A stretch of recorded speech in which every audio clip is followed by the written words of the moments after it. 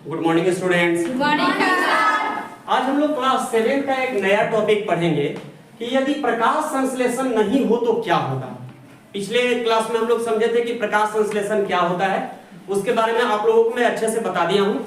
आप लोग भी वीडियो को देख सकते हैं, जाकर के प्लेलिस्ट में वीडियो होगा, उसको खोज करके आप लोग देख सकते हैं। मैं प्रकाश संश्लेषण के बारे में वीडियो अपलोड कर दिया हूँ, ठीक है।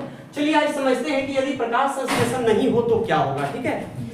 कल मैं आप लोगों को समझाया था पिछली क्लास में कि जो प्रकाश संश्लेषण होता है उसके द्वारा जो पादप होते हैं, मतलब जो पेड़ पौधे होते हैं, वे अपने भोजन का निर्माण करते हैं।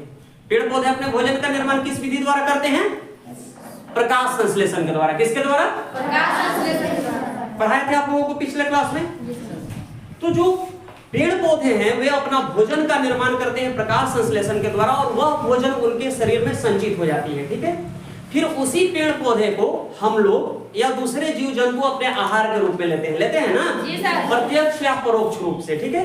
जैसे जब हम लोग सुबह उठ करके ब्रेड चाय खाते हैं तो जो ब्रेड आता है वह कहाँ किससे निर्मित होता है? ब्रेड होता है गेहूं के आटे से बनता है। गेहूं क्या है? पादप है, ठीक है। और गेहूं में प्रकाश संश्लेषण हुआ, इसलिए वहां पे क्या बना? कार्बोहाइड्रेट का निर्माण हुआ। क्लियर है? तो इस तरह से जो पेड़ पौधे होते हैं उन्हें प्रकाश संश्लेषण के द्वारा क्या होता है? वे अपने भोजन का निर्माण करते हैं और वही भोजन हम लोग लेते हैं। तो यदि पेड़ पौधों में प्रकाश संश्लेषण की क्रिया नहीं होगी तो हम किसी भी जीव को भोजन प्राप्त नहीं होगा, ठीक है। इसके चलते सारे जीव क्या हो जाएंगे? नष्ट हो जाएंगे, अब मर जाएंगे ना, पहली बात।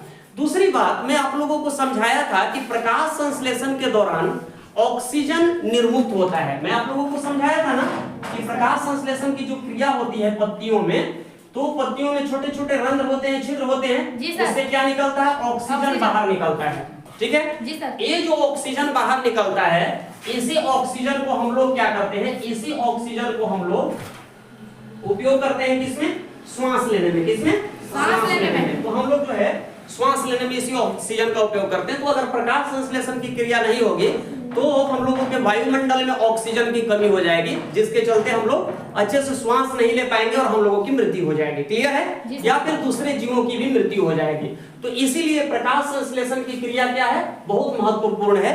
या प्रकाश संश्लेषण नहीं होगा तो यही घटनाएं हो सकती हैं, ठीक है। आप लोगों से एक निवेदन है कि अब क्या करेंगे आप लोग, बरसात का सीजन आ गया, ज्यादा से ज्यादा संख्या में पेड़ पौधे लगाएंगे ताकि हम लोगों को दोनों चीज प्राप्त हो सके। पहला तो हम लोगों को भोजन अच्छे से मिल सके, दूसरे जीवों को भी भोजन अच्छे से मिल सके, साथ ही साथ हम लोगों को ऑक्सीजन मिल सके। इस ऑक्सीजन से क्या पैदा होगा कि हम लोग स्वस्थ वातावरण में रहेंगे तो हम लोग स्वस्थ रहेंगे, ठीक है। और साथ ही साथ पेड़ पौधे जो हैं ग्लोबल वार्मिंग को रोकते हैं। जो पृथ्वी पे विश्व उष्णन की घटना बढ़ रही है बहुत तेजी से, मतलब जो गर्मी बढ़ रही है हम लोगों के चारों तरफ, उसको भी ये नियंत्रित रखता है। और भी पेड़ पौधे लगाने के कई लाभ है, ठीक है।